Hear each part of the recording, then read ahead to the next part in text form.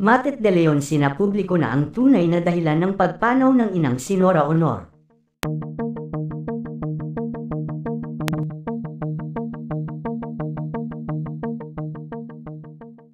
Pumanaw na ang biteranang aktres na si Nora Honor sa edad na 71 years old. Ito ay ayon mismo sa anak niyang si Matet de Leon.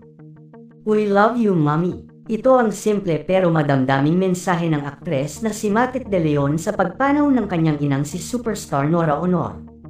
Isang napakalungkot na balita ang gumulantang sa buong bansa sa pagpanaw ng tinaguriang superstar ng Philippine cinema, si Nora Honor, sa edad na 71.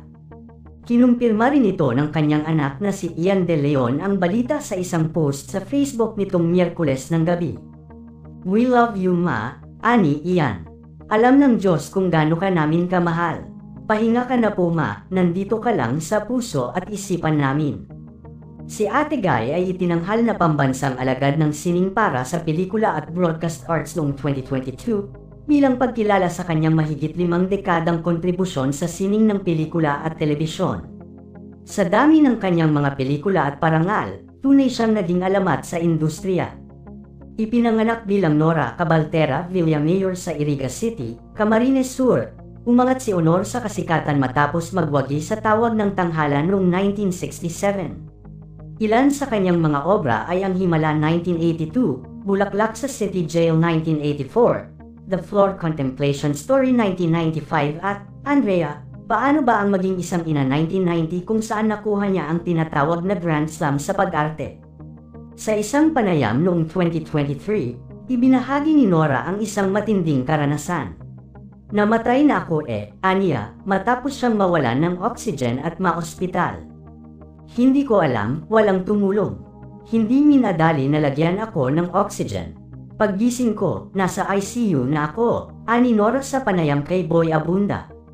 Bagamat ilang beses niyang nilapitan ang kamatayan, palaging bumabangon si Nora, isang simbolo ng katatagan at inspirasyon sa marami. Kamakailan, lumabas si Nora sa pelikulang Mananambal at Pieta, subalit hindi na niya nagawang mai-promote ang mga ito. Siya ay dating asawa ng aktor na si Christopher De Leon, at ina sa 5 anak, isang biological at 4 na adopted, Ian, Lotlot, Matet, Kiko, at Kenneth. Ang kanyang pagpanaw ay dumagdag sa lungkot ng industriya, na ngayon nagluluksa rin sa pagkamatay ni Asia's Queen of Songs, Pilita Corrales noong ika-12 ng Abril. Wala pang pinal na detalye ang pamilya Honor hinggil sa burol at libing. Samantala may kumakalat namang balita sa tunay na naging dahilan ng pagpanaw ni Nora Honor. Ayon sa balita, hindi umano sa sakit namatay si Nora Honor kundi may foul play na naganap sa pagpanaw ng biteranang aktres.